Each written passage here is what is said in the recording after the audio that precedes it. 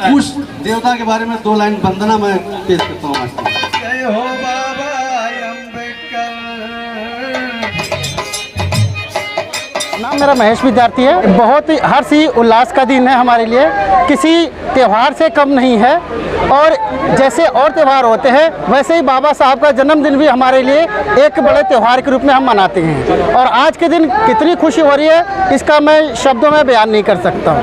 तो क्या संदेश देंगे उन लोगों को जो आजकल कहीं ना कहीं गलत संगत में पढ़कर बाबा भीमराव अम्बेडकर जी की जो संविधान है उसको भी हम लोग नहीं पहचान पाए?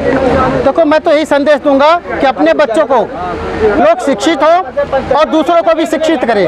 अपने बच्चों को अगर पढ़ाएंगे लिखाएंगे तो वो सब चीज़ें जानेंगे और उनके अंदर अच्छे संस्कार आएंगे और ये हमारा समाज भी सुधरेगा और हमारा देश भी सुधरेगा। अच्छा, बाबा भीमराव अम्बेडकर जी को लोग क्यों मानते हैं? क्या ऐसा इस देश के लिए कर गए हैं कि वो आज पूजनीय हर किसी के दिल में विराजमान हो गए? देखिए, बाबा साहब ने किसी एक समाज के लिए काम नहीं किया।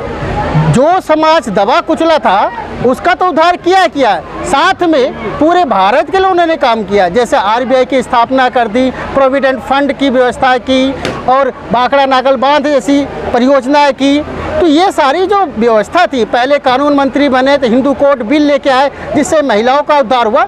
तो किसी एक समाज का भला नहीं किया, सबका भला किया। लेकिन क्या है कि हमें उनके बारे में जानकारी नहीं है, इस वजह से समाज के कुछ ऐसे लोग हैं जो उनका नहीं मानते कि हमारे लिए किया क्या है। क्या संदेश देंगे इस देश के लोगों को बाबा भीमराव अम्बेडकर को? मैं तो यही संदेश दूंगा कि बाबा साहब के बारे में एक बार पढ़ो और आपके विचार जो हैं। सबसे पहले तो मैं जगत न्यूज को धन्यवाद देता हूँ, जय भीम करता हूँ। और आज का दिन जो है दलित, शोषित, गरीब, लाचार, बीमार, मजबूर, मजदूर, दलितों के मसीहा का जन्मदिन हुआ था।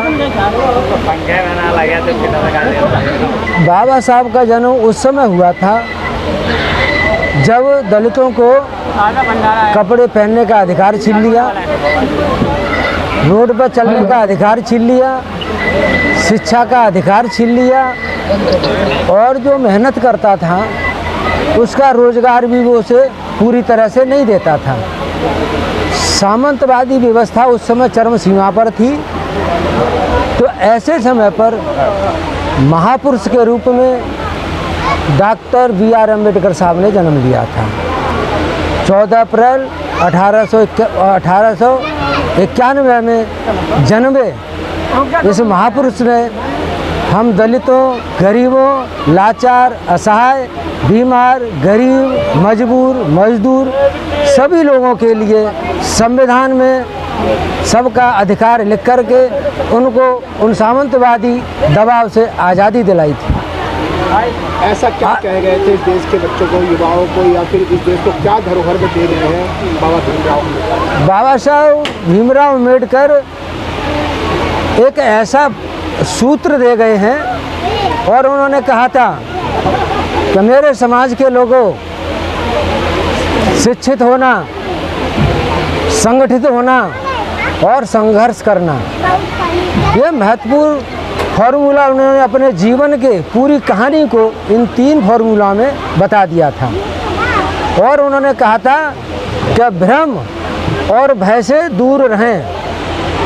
आपको भ्रम फैलाने के लिए मनवादी लोग तरह तरह के साधन अपनाएंगे, आपको पैसे से खरीदेंगे, लालच देंगे और आपको तरह तरह के सजावट करके आपको आकर्षित करेंगे। उनके चक्कर में ना फंसें और अपने बच्चों को, अपने माता पिता को, सबको जो है एक सम्मान। अनुप्रसाद गुप्ता है। आप इस वक्त जहाँ खड़े हैं उसे गौरी शंकर इनक्लेव कहा जाता है, यहाँ के प्रधान लोग कहते हैं मुझे।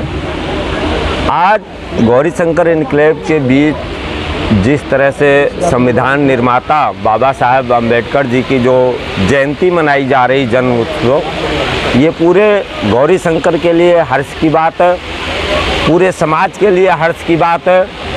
क्योंकि जिस संविधान का बाबा साहब ने निर्माण किया उसी संविधान के अंदर चाहे दलित हो, पिछड़े हो, आदिवासी हो, मतलब सबके लिए एक ऐसा संविधान बनाया जिससे सब एक साथ मिल कर के आगे बढ़े।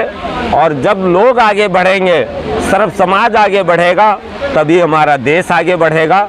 इसलिए हम लोग आज बाबा साहब की जो जयंती है वो बड़ी धूमधाम से गौरी शंकर इनक्लेव में मनाई जा रही है। प्रेम नगर के अंदर से यात्राएं निकल कर के लोग आए हैं, इन सभी का पहली क्रांति तो लगभग 400 ईसा पूर्व भगवान बुद्ध के द्वारा समता मूलक समाज की स्थापना की जो क्रांति जगाए थे भगवान बुद्ध, उसकी ज्योति लगभग साथियों हजारों साल तक रही। लेकिन यहाँ के लोगों ने जो बीच की क्रांति आई, लोग उस मामले को भूलते चले गए।